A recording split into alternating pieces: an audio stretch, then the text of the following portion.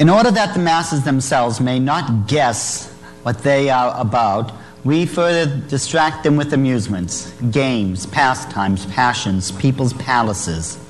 Soon we shall begin through the press to propose competitions in art and sport of all kinds. These interests will finally distract their minds from questions in which we should find ourselves compelled to oppose them. Growing more and more disaccustomed to reflect and form any opinions of their own, people will begin to talk in the same tone as we, because we alone shall be offering them new directions for thought. Of course, through such persons as will not be suspected as of solidarity with us.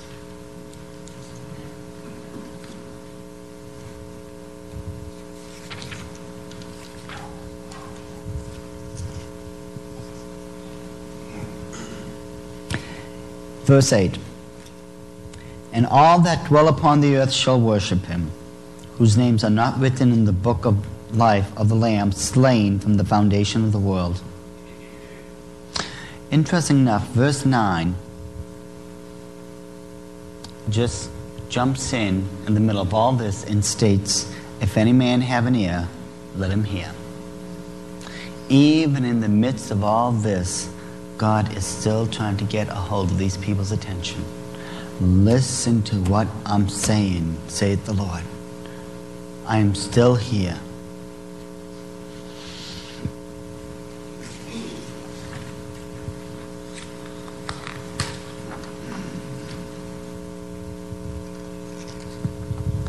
But if we give the nations of the world a breathing space, the moment we long for is hardly likely ever to arrive. So they're not going to stop.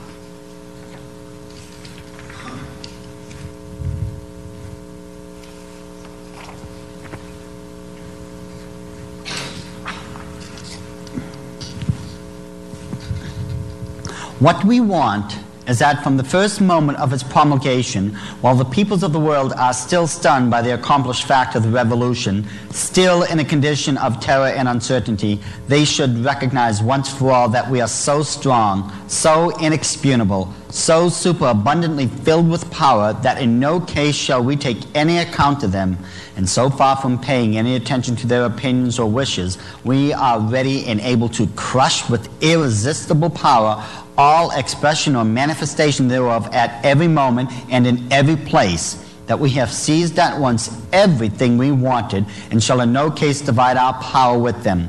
Then in fear and trembling they will close their eyes to everything and be content to await what will be the end of it all.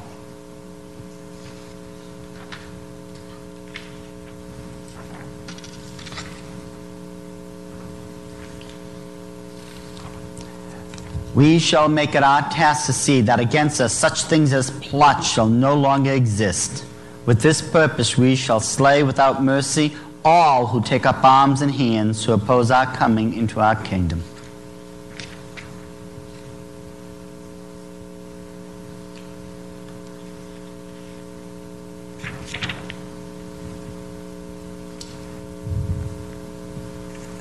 In conclusion,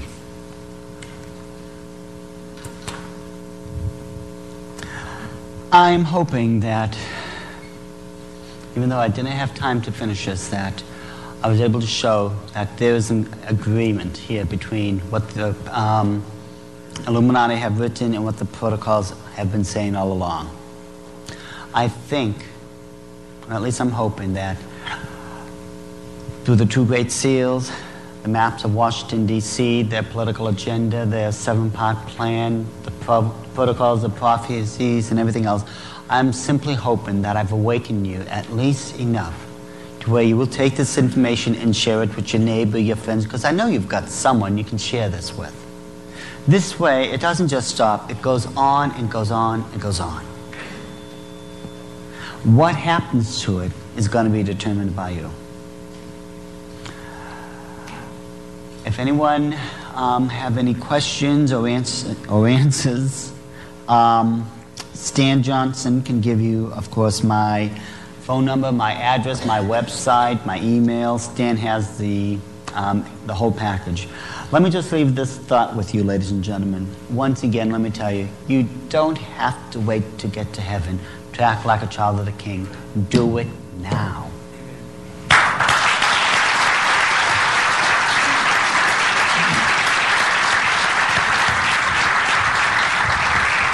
After hearing all of this, lest someone might think that Lucifer has won, done a pretty good job, let me just remind you that Psalms 2:2 says, "And the kings of the earth set themselves." In other words, they placed themselves in positions like you've heard about this evening.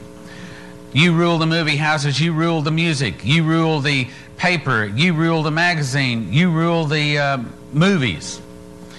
"And the kings of the earth set themselves, and the rulers take counsel together against the Lord and against his anointed, saying, Let us cast asunder their cords, cast off their bands. Let's do away with their laws. Cast off those 10 commandments. We don't have to live like that." But the next verse says, "But he that sitteth in the heavens shall laugh and leave them in derision." Yes, the Illuminati has done some pretty rotten things. And yes, we're in a pretty good pickle here in America these days. But don't worry, God is still on the throne. He is still in control. And he is still very interested in every one of our souls. So with that in mind, as we see some of these things coming, there's 2 things we'll all have to ask ourselves. Question number 1, if we were to die tonight, where would we go? Question number 2, are we clean enough that when the trouble comes, will God protect us?